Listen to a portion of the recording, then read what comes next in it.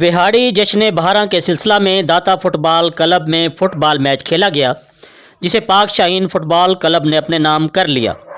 Fit بال match کے مہمان خصوصی مرکزی chairman Pakistan democratic movement Pakistan میاں محمد ذیشان ایڈوکیٹ تھے۔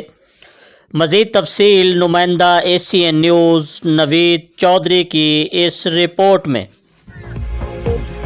جی بالکل، جشن بہاراں کے سلسلہ میں داتا فٹ بال کلب میں پاک شاہین فٹ بال کلب اور البرق فٹ بال کے مابین میچ کھیلا گیا۔ فٹ بال میچ کے مہمان خصوصی مرکزی chairman Pakistan democratic movement Pakistan میاں محمد ذیشان ایڈوکیٹ تھے۔ چودھری محمد لطیف اور میاں محمد راشد بھی ہمراہ تھے۔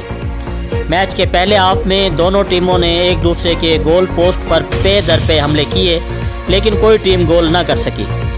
دوسرے ہاف میں پاک شاہین فٹ بال کلب کے کھلاڑی میچ پر حاوی رہے اور پے در پے گول کر کے میچ اپنے نام کر لیا۔ اس سے قبل مرکزی chairman Pakistan democratic movement Pakistan میاں محمد ذیشان ایڈوکیٹ کا دونوں ٹیموں کے کھلاڑیوں سے تعارف کروایا گیا۔ اس موقع پر میاں محمد ذیشان ایڈوکیٹ کا کہنا تھا کہ جن قوموں کے کھیل کے میدان آباد ہوتے ہیں ان کے ہسپتال ویران ہوتے ہیں۔ وہاڑی کی زمین بڑی زرخیز ہے، جس نے نامی گرامی کھلاڑی پیدا کیے اور انہوں نے ملک کا نام ساری دنیا میں روشن کیا۔